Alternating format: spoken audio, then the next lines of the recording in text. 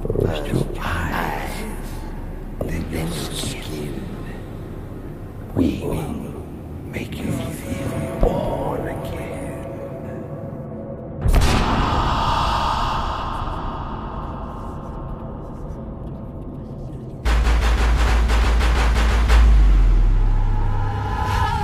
Good evening. I'm King Diamond. I'm here to tell you the story of the Puppet Master.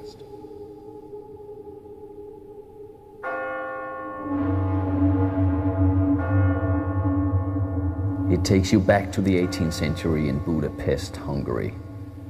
It's about me as a puppet, hanging on a wall, reflecting back on the past 18 years and all the blood I had to see, all the misery I had to go through.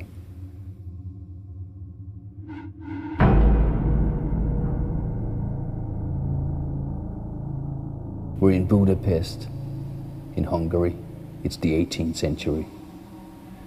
I'm gonna tell you what it was like for me when I first time saw this absolutely fantastic puppet show with these puppets that are almost human size. It's Christmas, snowy, it's cold outside. There are lines and lines of people outside waiting to get in. This show has been sold out for so long.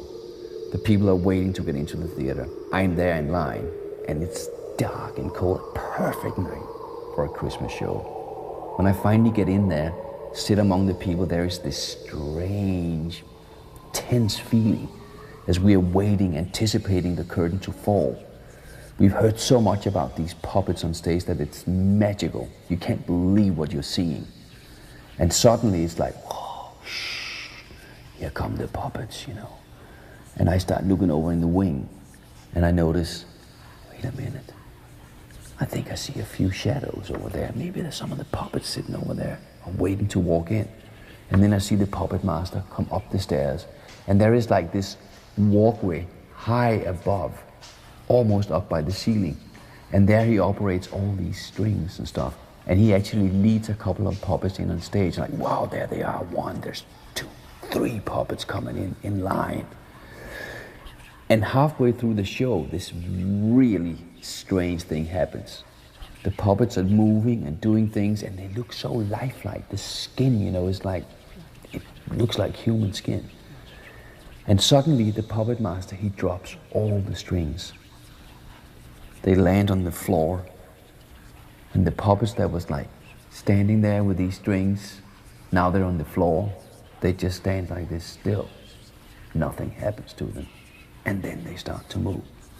The little drummer boy is one of the puppets up there, and I'm looking at him, I'm like, oh my, no way. It's almost like his eyes are looking straight at mine. Can't be real. And then I suddenly see that on the skin of his hands, there's a little cut. And I see blood from this cut. And that can't be real. That can't be. This is too weird. And then he starts playing his drum. And it scares me because this is too much magic. And I do believe in magic. The other people in here don't quite believe that this could be magic. And then at the end of the show, we hear about the puppet master coming down from his walkway, taking the bow with what he calls his children, all these almost life-size puppets. And we move into the next song, which is Magic.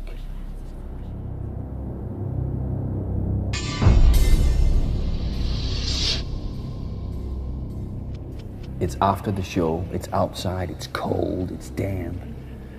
I've just gotten outside the door. Victoria, who is another main character in the story, has walked out on the other side.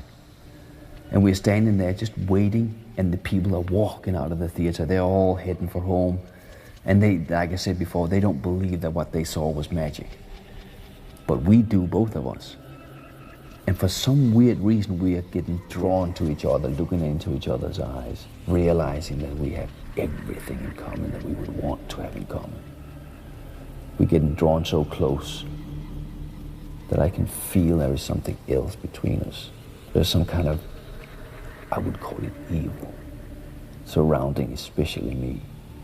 I feel something on my shoulder, as if one of the spirits from the theater has come out with me and is now sitting on my shoulder, a puppet spirit, whispering in my ear with its cold breath, telling me to kiss her.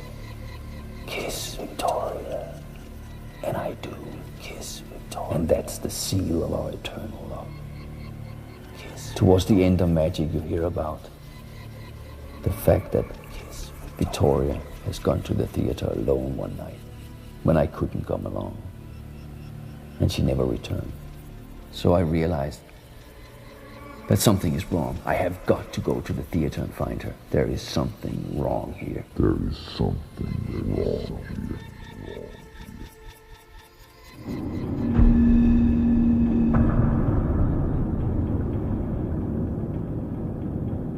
I'm in this backyard. It's like a courtyard, I would call it.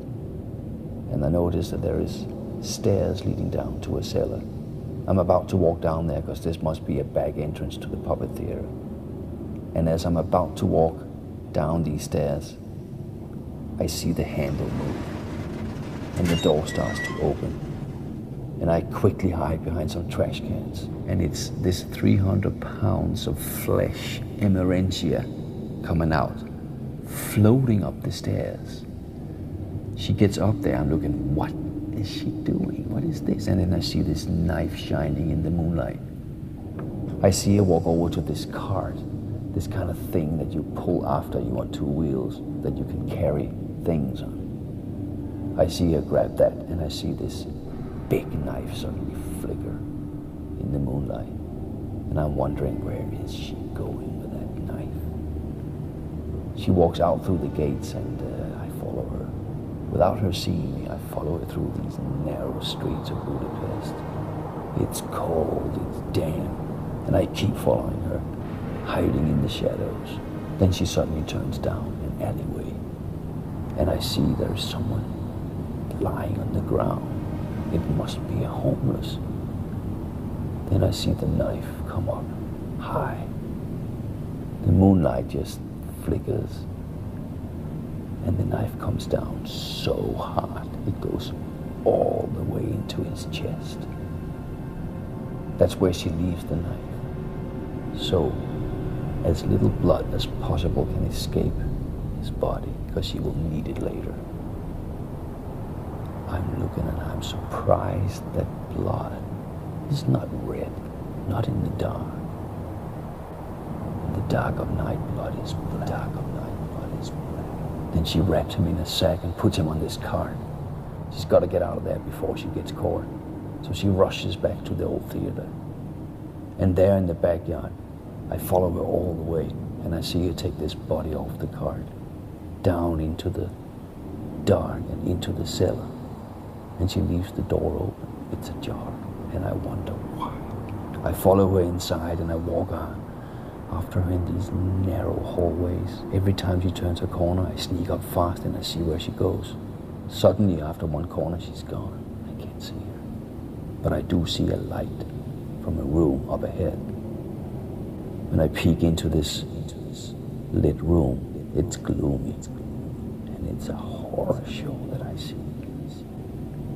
Nothing but horror. And then I feel the blow. I'm knocked out.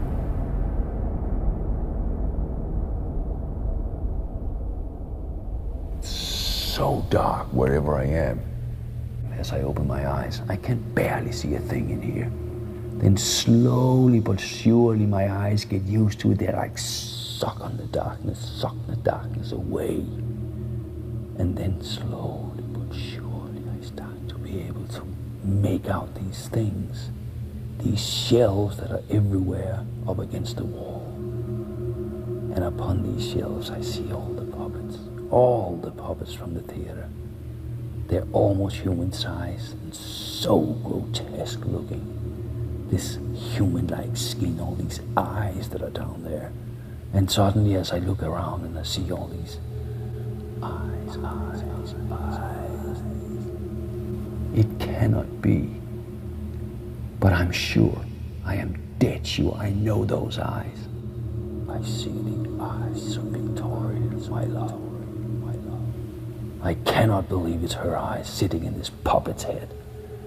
But I know it's true. It is definitely her eyes. Blue eyes. They're alive, but they are so dead. They're alive, but they are so dead.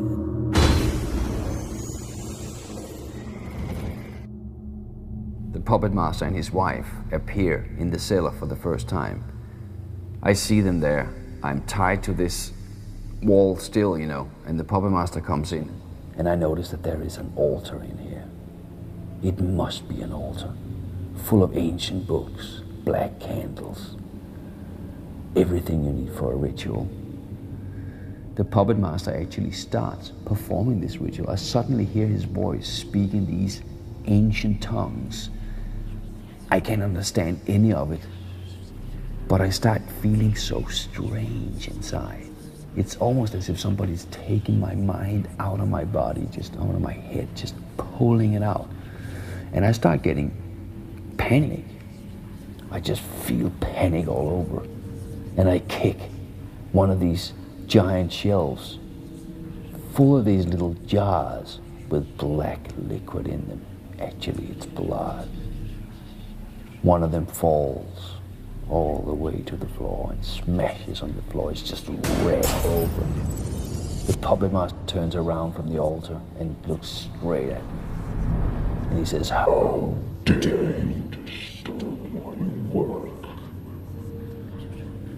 And he did something he shouldn't have done. He interrupted his own ritual. And what happened from him not citing the ritual the proper way is that he gave my eyes eternal life. What he's doing in this ritual, apart from this, is he's trading souls with the demon that suddenly shows itself up in the symbol upon the wall. This demon he has dealt with many, many times. He knows this demon as well as hell. He knows everything. The demon will give him a certain kind of soul in return, a magical soul, a soul that can keep human flesh alive. Eyes, ears, hands, everything he can keep alive. And that's how they use the puppets in the theater. That's why they look so alive.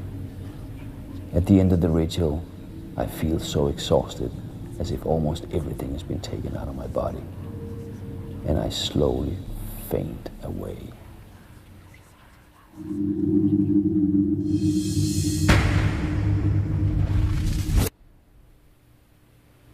I wake up after the ritual and I find myself strapped to this hospital bed. I see the puppet master and his wife standing there, and they say to me, "First your eyes, then your skin. We will make you feel born again." And then they say, "No more me, my friend." Then I see the scalpel shining in the puppet master's hand. His wife has got all the jars for blood. They are not going to spill a drop. Then comes the cutting. I'm fearing for my life as that scalpel gets close to my eye. He starts cutting away on my eye. Just one eyelid comes off, down into a jar. He cuts another eyelid off into the same jar. It looks like I'm bleeding. It's like I'm crying blood. Then he has this tongue he puts in around my eyeball and grabs it, and he pulls it out of the socket. And then his fingers grab it and he takes it and he pulls it out. The nerve string is just hanging there. It's the only thing that holds it back. And then comes the scissor. Snap. And he takes the eyeball, and remember, my eyes have eternal life now. So this eyeball is taken and is put over into this puppet's head. These puppets are almost life-size. He puts it in there. As it is put into the eye socket of the puppet, it still sees. And that eye is looking back at where I am. I'm sitting there with this black hole, bleeding. And I see that from this eyeball in the puppet's head. At the same time as my good eye is looking back, seeing this weird puppet with one of my eyeballs in it. I can see the whole time, and it hurts. Then comes the next eye, tongue, pull out, fingers, stretch, snap. The other eye goes over into the little puppet's head. Now both my eyes. I can't see anymore, but I can. And I'm watching myself. This head with 2 empty sockets, bleeding like hell. And then the scalpel works again, and he starts cutting and cutting and cutting. They pull my nails off with the tongue. They cut my skin off. My arms, they're gonna use it for this puppet. They're gonna build a puppet out of me. And they do. And at the end of this horrible, horrible ritual of this scalpel just massacring my body, I look from the puppet. From the puppet's head, I see only remains of what used to be me. There is no more me at all. All I see is Emerentia as she grabs my carcass and throws it in the trash. That's the end of me.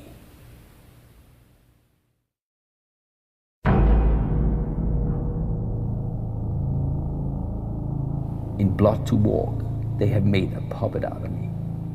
I'm actually sitting on my shelf. I have my little jar of blood that's going to be used for me every time they're going to bring me back to life.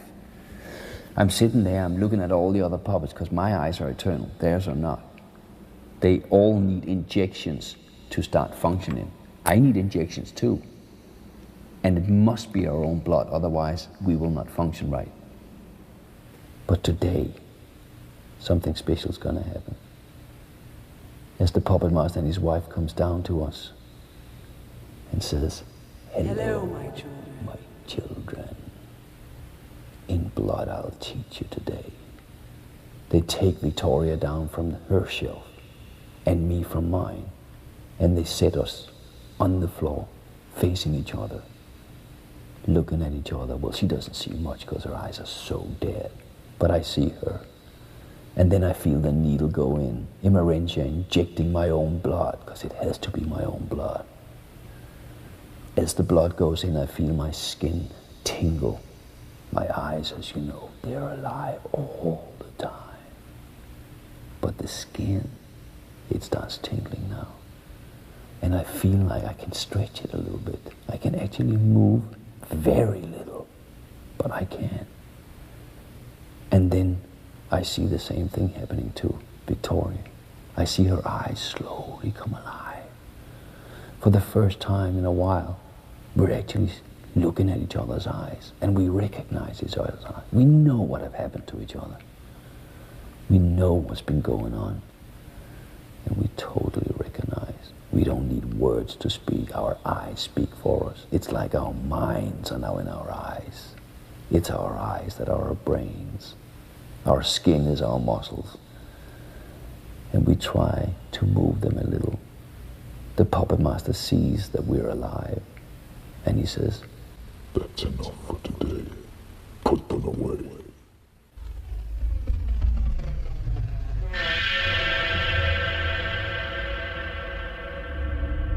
At that point, we have now trained for many, many days. What we're actually doing is we get the shot, we can move a little bit, we learn how to stretch our skin, that our skin become muscles, you know, so that we can actually do these strange little movements, you know. We can actually take little steps and walk. Victoria and I, we are sitting on our shelves on opposite walls, spending whatever is left of this hour that the blood works every day. I mean, they bring us back to life every single day for about an hour. That's how long the blood will actually work in our bodies. We might have half an hour left every day, maybe 20 minutes, and we spend those 20 minutes just looking at each other, talking to each other with our eyes, remembering all the good times we had. This is all we've got. This is our life now. There is no turning back. There is no turning back. This is what we have to live with. And believe it or not, the love was so strong that it was worth it. At this point, the puppet master has gotten a weird idea in his head. He wants Victoria to dance for him. So he says, "Dance for me, puppet girl." I can see in her eyes that I can't dance. I've never danced. I have no chance of doing this. He's asking the impossible. And I hear him, dance, dance, dance. And then she takes a step. She takes a second step. Before the third step, she stumbles into some of the shelves, the ones that hold all the blood in little glass jars. 6 of them are coming down. They smash all over the floor. There is just blood and puppet life all over the floor. The puppet master explodes in rage and says to Emerentia, his big, big wife, "Send her away from here. Send her as far away as you can." maybe the other theater in Berlin. Yes, send her to Berlin. We have half an hour left now of the bloodiness. This training session went totally dead wrong.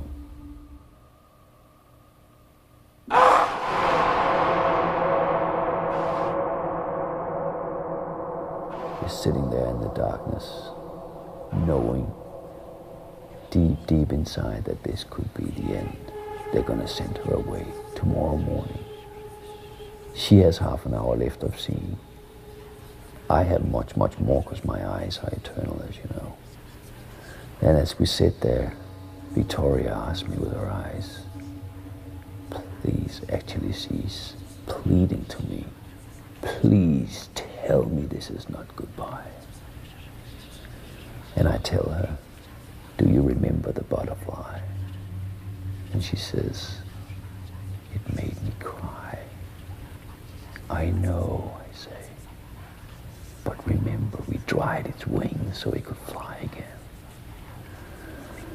But deep inside I know, this is not the way it should be.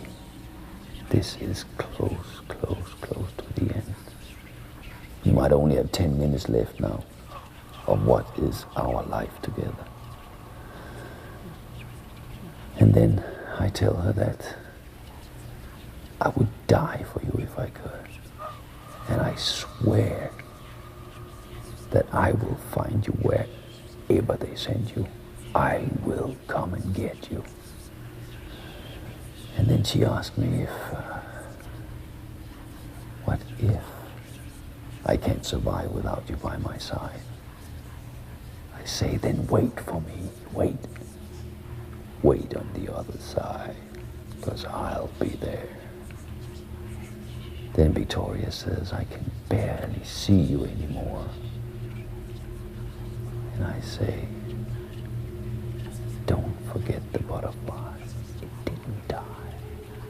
And she says, I love you. And I say, I love you too. Then you hear Victoria's voice say, I can't see you anymore. And I know this is it. It's over. Never again. It's over. So I whisper goodbye, my love. And that's the last little drop of blood left in her skin that now went away. She will never see me again. I can still see her. I see her the next morning as they come down and pull her off the shelf and they shove her into this big, big box. This big thing painted on it saying Berlin. I see them carry that box away and I can do nothing. But I swore that I would find her. I'm gonna do my damnedest to get that done.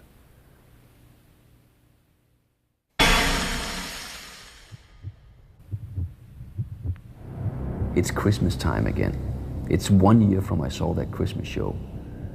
I'm trying to make plans for how can I get sold, how can I get to that theater in Old Berlin. There must be a way I can do this. I want to get away from here. I got to get away from this theater. I've got to go find Victoria. And I have a plan. I'm gonna screw up the biggest show of the year. I'm gonna screw up the Christmas show. The puppet master has turned me into the little drummer boy for this year's Christmas show, and he's gonna regret it. What I'm gonna do when I get on stage and you hear that, the audience clapping, blah blah, and I get on stage and I start playing my silly little drum, I make myself fall right on my face. The drum splinters in 1,000 pieces on the floor. It's all over the stage. And I can't help myself from laughing, knowing that the puppet master is gonna explode in a rage. And he does. And sure enough, I get sold.